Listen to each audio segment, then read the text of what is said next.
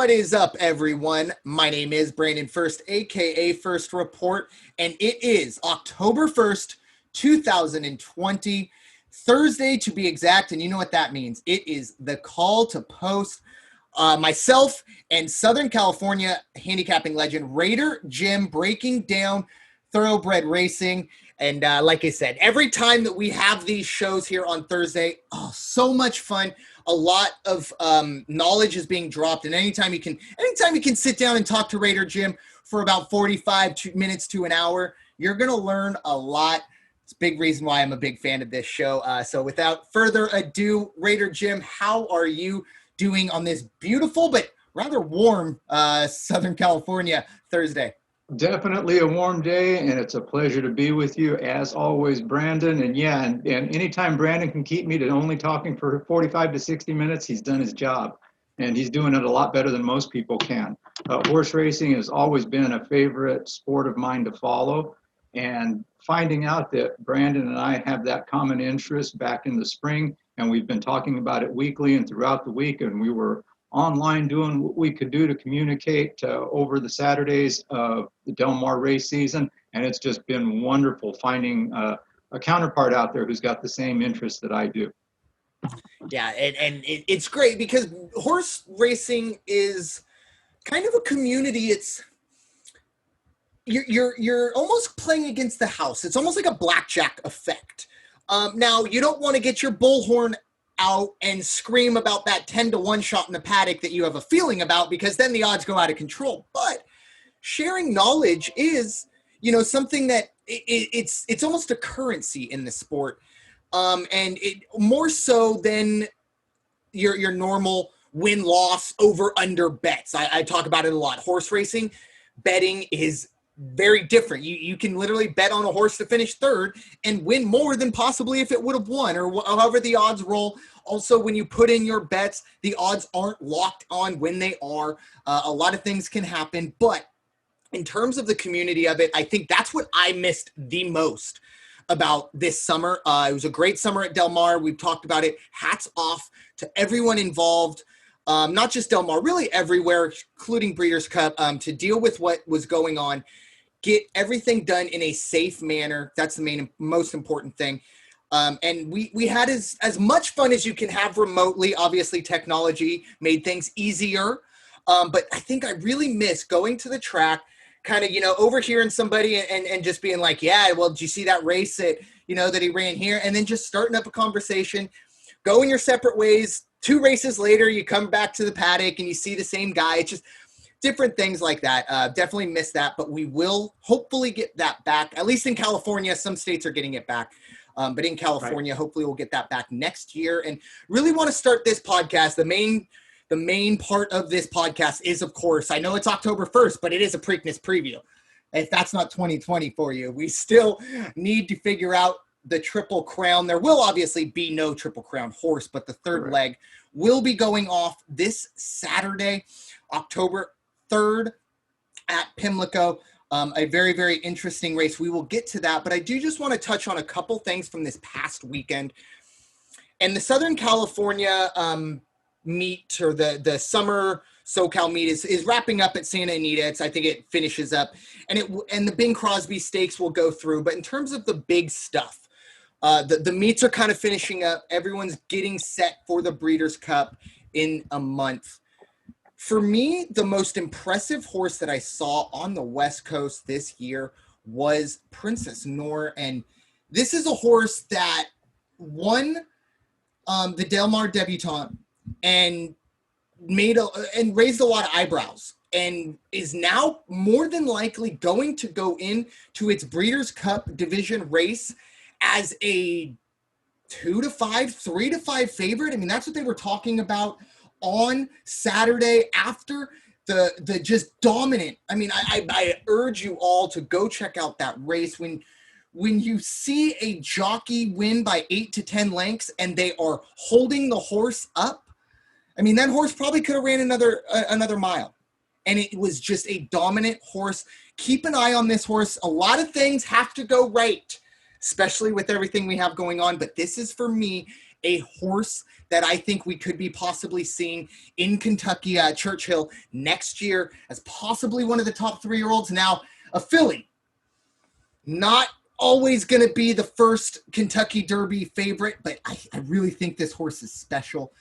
We will see, obviously, going on. That's more looking towards next year, but she is going to have a very big, and there are so many Breeders' Cup races, and there's so many wording that's different. I'm not 100% sure I believe it's the juvenile filly, but don't quote me on that. I know she's going to the Breeders' Cup, and she will be racing in that division, but like I said, the wording in a lot of those is a little difficult, so I don't want to be quoted and be wrong. And then one last thing on Santa Anita this past week, we obviously saw Maximum Security. If you're a fan of this show, pretty much outside of our names, Maximum Security has been the other name that's been brought up more than any other. It went out in the awesome, again, in another win and you're in situation, going up against Improbable, a horse that it's beaten handily, and all the questions that I thought were answered with a really good Breeders' Cup run, Pacific Classic run at Del Mar. Those same questions reared their head again. It was a very subpar run as Improbable really ran away from the field. And now all of a sudden is the number one in the standings for the Breeders' Cup Classic. Very interesting to see how that will go. That is, of course, the biggest race on the calendar. Very impressive to see Improbable. Those were my takeaways from Santa Anita this past weekend. Obviously, Santa Anita isn't used to playing second fiddle to a Triple Crown race, kind of the same thing Del Mar had to deal with about a month ago. So it's not a very exciting weekend this weekend. Really anywhere outside of Pimlico. There's only one win and you're in, and it's the Preakness. All other tracks are pretty much conceding the eyes to Pimlico. But Santa Anita had a very big weekend last weekend, and they're going to have big weekends up until Breeders' Cup. But this weekend, a little slower than normal.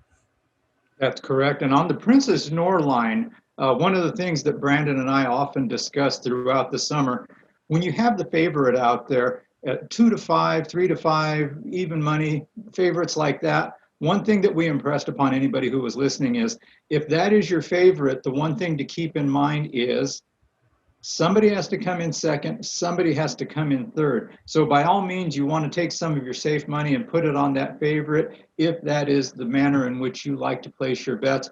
But look for that horse who the money line is moving from the time they post it to an hour or so, or that last hour before they close the windows, and see who's got the most motion on it. And it got to be kind of a joke, but not necessarily a joke. It was somewhat serious. If you saw a Philip D'Amato, if you saw a Doug O'Neill attached to a horse, that horse in the morning line was at 15 to 1, and an hour before the race, all of a sudden they're bet down to 6 to 1. You could pretty much guarantee that if you took a show ticket on that horse, you were going to collect at the window. That's the other thing we always impressed upon the listeners. Winning at the racetrack means that when you make a bet, you go to the window and you get your wager back plus some change. Of course, the better the payoff, the better the victory, but it means that you're going back and you're always walking away with more than you bet. So that's another thing we like to emphasize week in and week out. Yes, definitely. And I kind of touched on a little earlier. It's horse, it's almost like I really do prefer when they say handicapping. I know that's kind of like a pretentious, like, oh, I'm not a bettor, I'm a handicapper, but I do kind of think that because we're not looking like, okay, for example, tonight's game, the Jets and the Broncos, goodness gracious, you couldn't pay me to watch that game, but there's only 2 or 3 really ways you can bet that. Now, you can get crazy into prop bets here and there, but really you got the over-under, maybe you got halftime score, blah, blah, blah. But in horse racing, I mean, you can find a way to bet every single horse in the race. I don't really think that's the right way to go because you won't win money, but there is a way really to bet every single horse. There's so many different ways. And I love what Raider Jim said about the window. If you can go back to the window and get your money back and a little bit more, you are going to do just fine. My dad always used to say, if you left the track and you could put some gas in your car and pick up a burger on the way home, you had a good day, especially if you went to Del Mar. I mean, look, I am spoiled. The only track I've ever graced or bet at has been, at least live, has been Del Mar. And I'll be okay spending $40 and spending my 4.5, 5 hours at Del Mar. I'm okay with that. I think that's a fair trade. But more than likely, I am usually leaving with a burger and some gas in the tank. There you are. It is time to look forward to, of course, the big race this weekend, the Preakness Stakes. In the most 2020 thing, not only is the Preakness being ran on October 3rd, but it actually will end up being the third jewel of the Triple Crown. We're used to it, of course, being the second jewel right after the Kentucky Derby.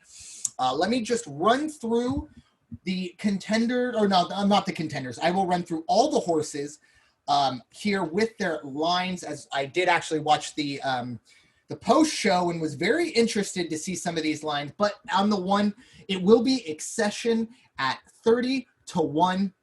Mr. Big News is on the in the 2-hole at 12-1. Morning Line. Art Collector. That name might ring a bell. This was a horse that was possibly a Kentucky Derby contender until it was pulled out because of an injury. Obviously ready to roll for Brian Hernandez, but that horse is 5-2. Is not the Morning Line favorite, but is the second choice. Swiss Skydiver, the only filly in this race, the first filly since 2014 to run in the Preakness, and looking to be the first filly since Rachel Alexandria in 2011, I believe that was. That horse went on to win Horse of the Year for a filly. That's very impressive. But Swiss Skydiver is 6-1 for really arguably the top filly in the world. And then the 5 horse is 1,000 Words. This is a Bob Baffert horse, 6-1. Florian Giroux gets the ride. Look, I don't know if this is Jesus's team, Jesus's team. I'm not sure. I don't know who, if I would make anybody mad. I feel like however you go, you're making someone mad. So the team is 30-1. They will be on the 6th hole. New York Traffic, of course, ran in the Derby, lost by 13 lengths. Anyways, 15-1 in the 7. The 8 horse is Max Player, 15-1. Another Kentucky Derby graduate, if you will, finished 7 lengths off the lead. And then, of course, we get to the 9 horse, Authentic. The horse that, for me, Princess Noor might have been the best horse overall, but Authentic's Kentucky Derby ride for me was the best run I've seen from any horse this year. Please feel free to go back and watch and understand that he looked Tiz the Law in the eye and ran away from him, which I don't know if any horses are going to ever be able to do that again. The 10 horse, Authentic is in the 9 hole and is 9-5 in the Morning Line. The 10 is Pneumatic, another, or actually ran in the Belmont. That's what it was. Ran in the Belmont. Joe Bravo is aboard. The 3rd horse for Steve Asmussen in this race, I believe, 20-1 for Pneumatic. And the final horse is Live Your Beast Life, 30-1 for Jorge Abreu. But for me, actually, you know what, Raider Jim, I'll pass it over to you. What are your thoughts so far on this Preakness? Yeah, the field, it's interesting. To me, it's a smaller to average field. There's only the 11 entries. Bob Baffert has 2 entries in the field. And anytime Baffert has a horse in there, there's good odds that you're going to end up in the money, whether you bet his horse to win, place, or show. Odds are you will cash your ticket in if you put some money on that horse. But Authentic, as Brandon was saying, Authentic is just a different caliber horse right now. When they ran the Kentucky Derby, he actually went off at 8-1 and won the race wire to wire. He paid $18.80 on a win ticket, which is nothing to sneeze at, as Brandon alluded to. He did go down the stretch with Tiz the Law and Barclay Tags. Tiz the Law just could not put enough on the pedal to get him across the line. So Authentic is definitely the hands-down favorite, and Art Collector at 5-2. That's also a safe bet. The other thing I like to look at when I'm looking at the horses is what was in their most recent race, How did they do? And in that most recent race, what was the equal base speed rating? Authentic comes in at 109, which is just about the top of the game for this field. Swiss Skydiver also came in at a 109 in the Kentucky Oaks. Kentucky Oaks came in second place, but beat a horse called Gamine, who was, in my mind at that time, was the horse to beat. Swiss Skydiver beat that horse, but they both lost to a 15-1 long shot. She Dares the Devil. So anything can happen on race day. It's kind of like any other sporting event. On any given day, the champion can go down. Now, one of the interesting ones out there is also 1,000 Words, the other Bob Baffert entry. Baffert has won the Preakness 7 times, and that's to say something. So the odds of him winning this time around in an 11-horse field, it's not unlikely at all. It's very likely. 1,000 Words, equal base speed rating of 107. He won the Shared Belief Stakes at Del Mar, 4-horse field, but this is one of those, that's an interesting race to look at and to reference.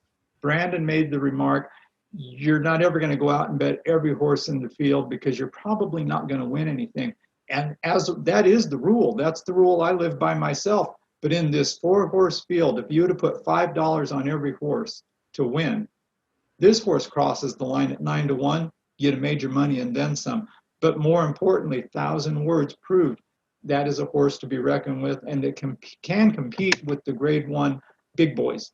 New York Traffic, I felt New York Traffic got bumped around a little bit. Nothing illegal. I'm not claiming controversy.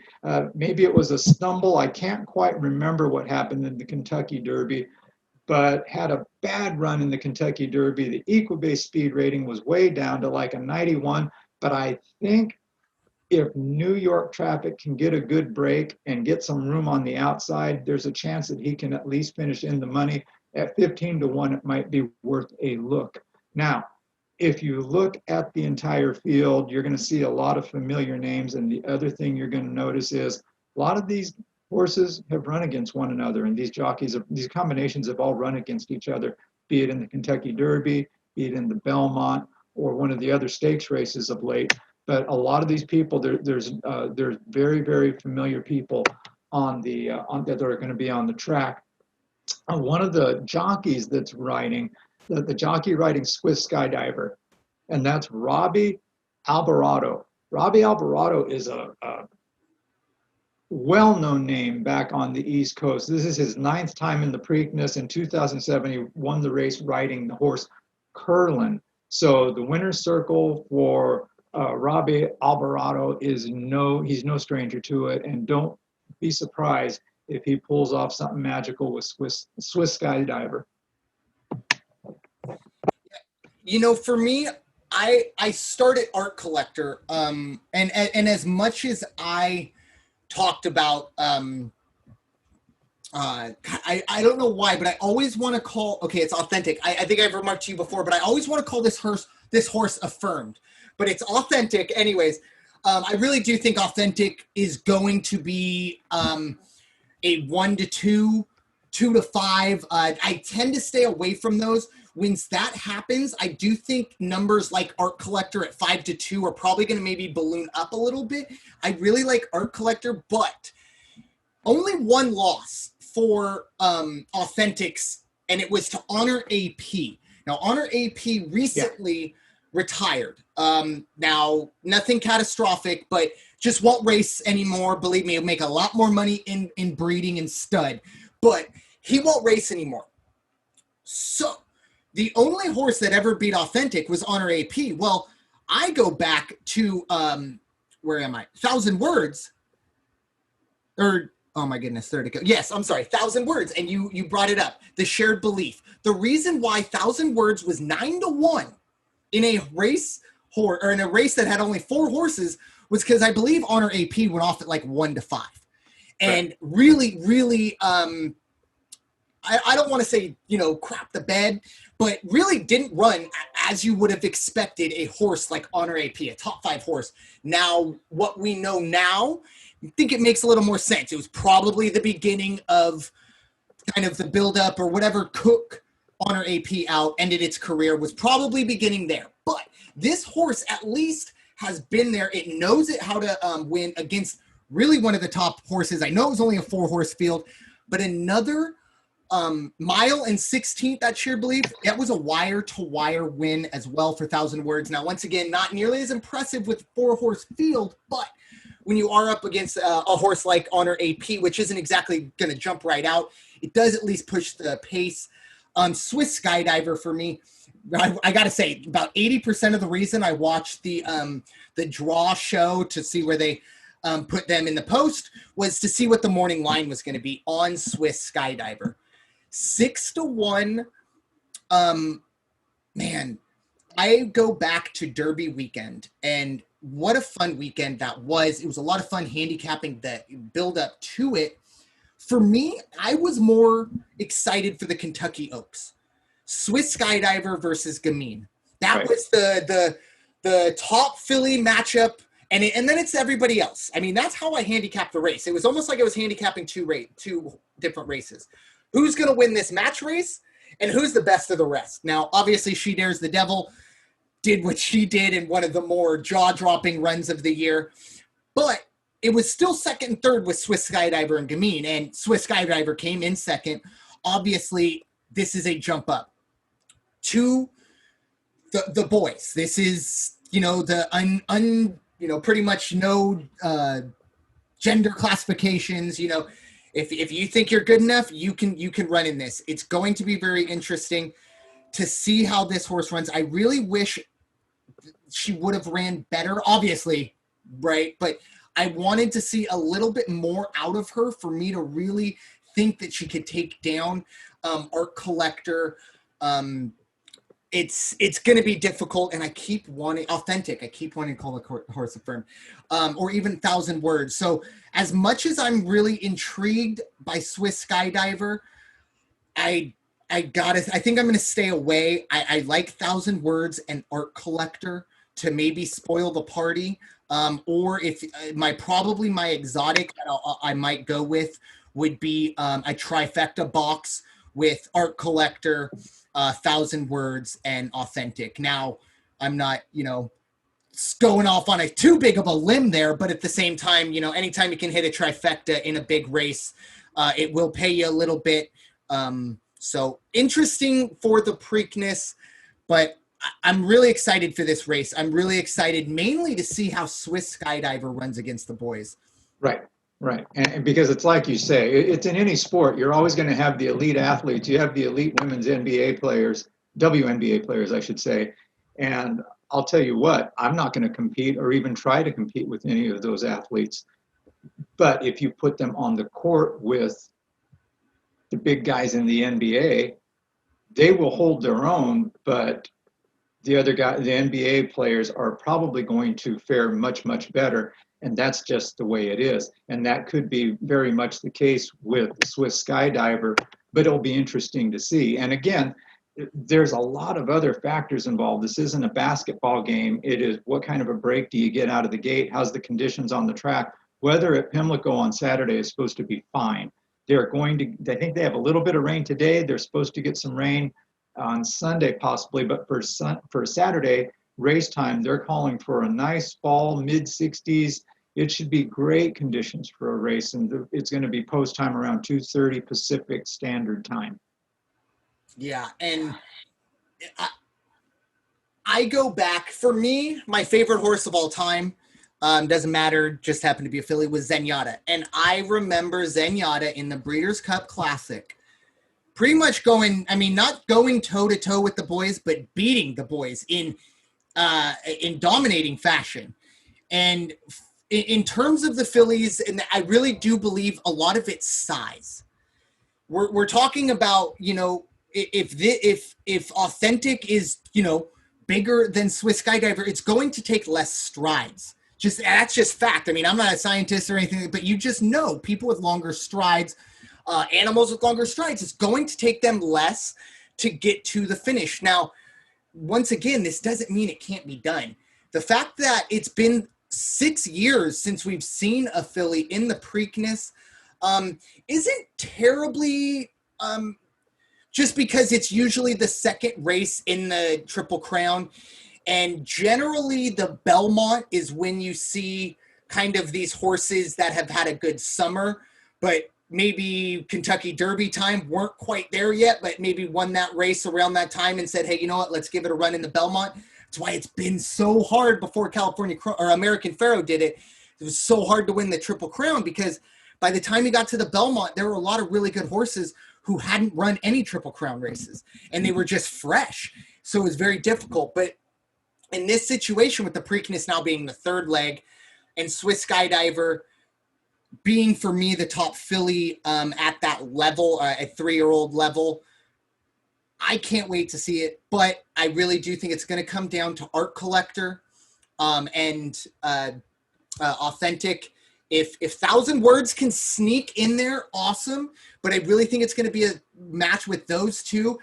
And for me, like I said, I can't not watch the Kentucky Derby and go any other way. It's the best run I've seen this year, maybe in a while. I'd have to really think about it. But with everything surrounding it, wire to wire in the Kentucky Derby, I mean, 18 horses, 17. I know some scratched towards the end. I think actually it might have been 17 because I think they lost one late. But still, wire to wire, and you get caught by 'Tis the Law, and you run away from it. I don't have enough superlatives to talk about that run, so it's hard for me to go away. The value won't be there, but I really like the trifecta. I think you're really safe with that trifecta with those three horses. But my goodness, I would love to see Swiss Skydiver spoil the party. It would just be such a nice little, wow, okay, we got a horse of the year race on right now. Not just filly of the year, that might be horse of the year. Oh yeah, definitely. If Swiss Skydiver can cross the line ahead of the rest of this field, then that would be definitely worthy of all types of accolades. It's just going to be a great race. You'd like to look at the field and say there must be somebody who looks like they are the standalone that can spoil the party. Any one of these horses, or there's a handful of the horses that can, but when you look at Authentic and what Baffert has done, again, he's won this race 7 times. He's had Triple Crown winners in this race. In 2018, he had Mike Smith riding on the back of Justify. And that was the second jewel of the crown when he won it. And then he went on to win the Triple Crown. And of course, before that, the horse you just mentioned, American Pharoah, back in 2015. This is quite a historic race, and I love the history of all these racetracks on the East Coast, and Pimlico is definitely up there. They're in the middle of, not in the middle, they're in the beginning of $250 million in renovations to this racetrack because it was just called upon. They were concerned that they were going to have to demolish buildings, and possibly the Preakness wasn't going to get to be held there and move it to Laurel, but things have worked out very well and are going to work out very well for all the operators of Pimlico. Hats off to the Stronach Group who runs that race course along with several others on the East Coast and the West Coast. They also hold the interest for Santa Anita. It's going to be just a fantastic race, and you'll see it live on NBC as well. Yeah, and Raider Jim talked earlier about watching the lines, the morning lines. I would say for me, the one that I'm going to be paying a lot of attention to is, like I said, Swiss Skydiver. I want to see because this is all the public. It's almost kind of like Survivor, or, like they're voting at this point, because really the public at some point in a way is setting the odds when it's all said and done. I really want to see which way I really think it's going to work its way down. I think there are people like myself. Now, like I said, I don't know if I'm going to bet the horse, but I might root for it. But there are going to be people that they want to see this filly win. They want to see this filly perform well. Now, while it's a good story, it's also one of those things, anything less, like I said, anything less than 6-1 for this horse, I think is a little short priced for me. Like I said, it's nothing against this horse. It's just, we're talking about LeBron James on the course right now. Authentic is the top dog in the world, or at least in North America. I don't quite know everywhere. I'm sure it's the world, but I'm not going to, at least North America. But watch those lines, and same thing with Art Collector. It's 5-2 morning line. I don't know how much it will balloon because it's probably going to be, an Authentic 2 to 5, 3 to 5, and then Art Collector maybe 2 to 1, and then everything else will be 5 and 6 to 1 plus. And also what Raider Jim said with 1,000 words. Watch out for those 3 horses. Follow the lines on those. Like I said, if you can get even money on Authentic, do it. You won't, but do it. I'm just going to throw it out there just in case. I don't want that person, oh, well, you never bet even money. Well, with Authentic, I would. I'll tell you that right now. But very, very excited, as Raider Jim kind of alluded to, for this race. It will obviously be the final jewel of the Triple Crown. No one horse will win it this year, but I don't think anybody really expected. Even, Tis the Law. It would have been a hell of an achievement with everything that's been going down for that to happen. We won't see Tis the Law in this race, but really this is the last big race until we hit Breeders' Cup weekend. Obviously, as I said, this is the only win and you're in race of the weekend. Raider Jim, final thoughts from what has been really a very, very informative podcast. Well, one more thing, going back to the gender factor here, Swiss Skydiver, the lady in the field. Here's one thing to keep in mind, and one of the things I mentioned when I gave my brief rundown on the horses, the Equibase speed rating. Now, I used the analogy of WNBA players going up against NBA players, female versus the male. If you take, let's go to track and field. If you take a track athlete, female track athlete who can do 100 meters, 10-2, 10-3, and she goes against a male sprinter who can do 100 meters, 10-2, 10-3, and you put them on the track at the same time, guess what? That's going to be a race. So keep this also in mind, just to give you one more thing to throw your money in the air and go, what are these guys talking about? They didn't give me a straight answer. Swiss Skydiver's Equibase speeding rate in the Kentucky Oaks was 109. Authentic's Equibase speed rating in the Kentucky Derby was 109. So different distances, yes, I understand, but still the speed is there. And this is going to be head-to-head. It's going to be on the dirt, mile and 3/16, as it always is. There's $1 million purse on the line. So Swiss Skydiver, Brandon Ferst is on to something. Brandon Ferst is right. This horse could come in there and just make everybody smile if she puts in a good performance and gets herself the yellow roses at the end of the race. I agree also with what you said in terms of the analogy. So, because we talk about, basketball, look, a lot of what we're talking about there is just the physicality of things. Okay. Well, and like you said, in the track and field, you don't start, boxing out with each other stuff thing. You're in the starting blocks and you go. Without a doubt, if Swiss Skydiver is going to win this race, it has to be a clean break. She cannot get muddled up. I know you talked about, I'm not quite sure what horse it was you talked about that kind of got maybe a bit of a rough start. If that happens, and nothing inquiry, nothing. Sometimes, hey, things happen. That bell goes. Horses may be a little off to the right. They bump. It happens in the beginning. If that happens, I just don't think, because like I said, maybe just it's a bit of, that elbow and you just, little bit of your wind gets knocked out of you. Now, I will say this, a mile and 3/16.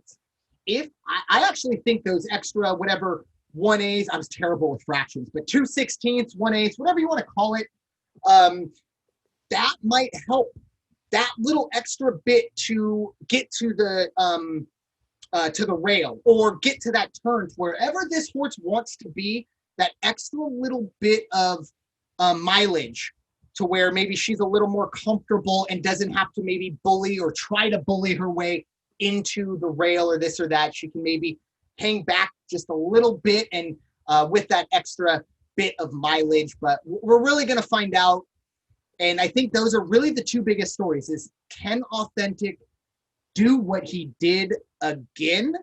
And really for me, like I said, can Swiss Skydiver do it, period? And I love that you brought up the speed numbers of 109. Folks, a 109, that is, we're talking A-plus stuff, near perfect stuff. When you're over 100, you're a world-class horse. And to do that at that level, Wow. And Authentic and Swiss Skydiver are the only two horses in the field that registered 109. The closest after that was a 107. Baffert's other horse, 1,000 Words. And Florent Guiraud, that jockey, he also is very, very, very well known to a lot of folks on the East Coast. Maybe not so much on the West Coast, but again, he knows that there's a reason Baffert has him on the back 1,000 Words.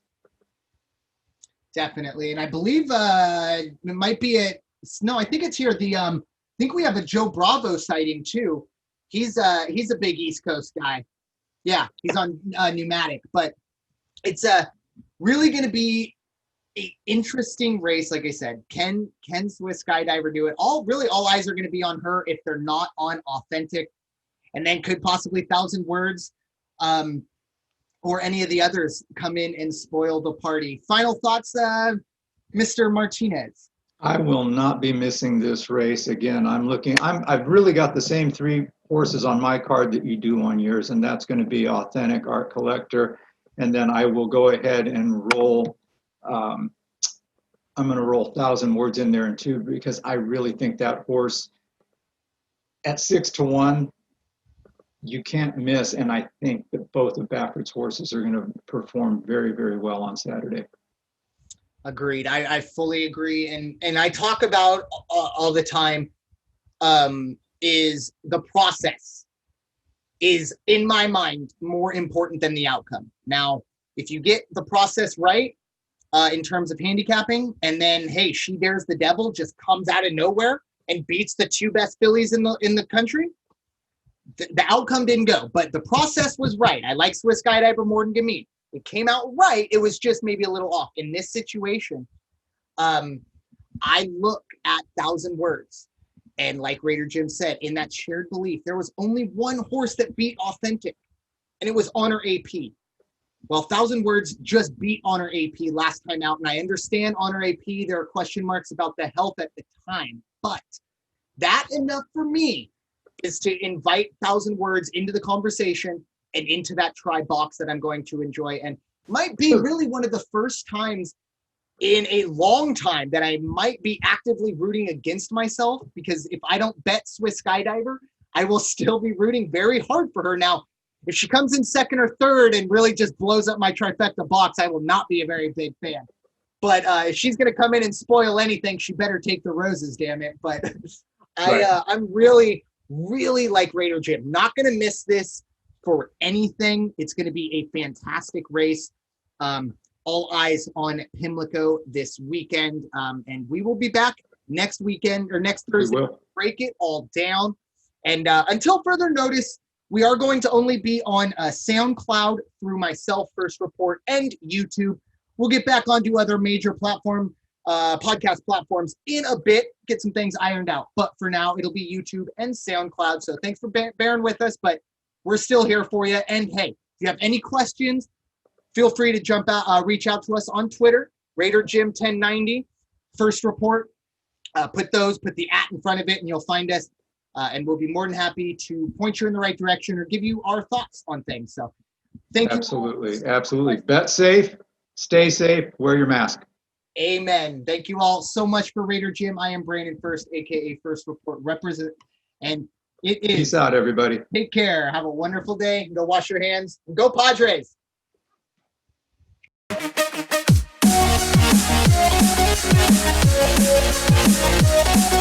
back.